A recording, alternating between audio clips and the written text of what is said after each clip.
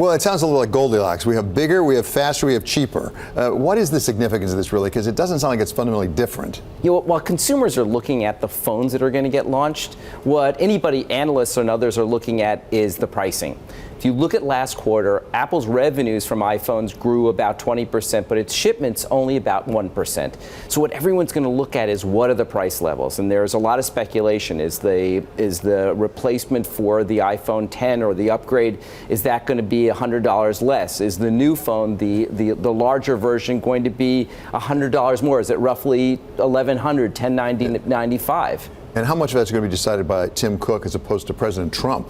Because the price of those iPhones might be driven by tariffs before you get done here. Well, for the most part, the iPhones that are there have already been manufactured and are shipped and are waiting to go out in Apple stores and in Verizon and AT&T locations.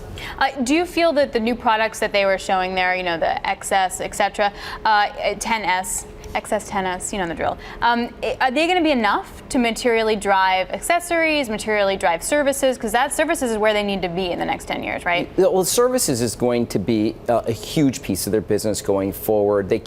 As they keep offering new devices, then what you've got to expect is they're going to be building new services as part of it.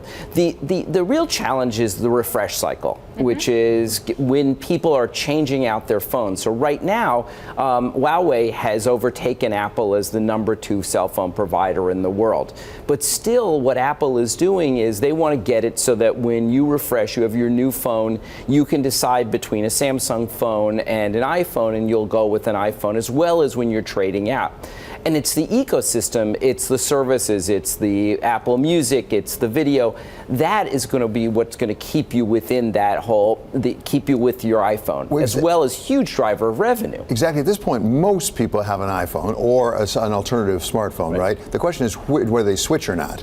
And is really keeping, as you say, inside the ecosystem a barrier to leaving it.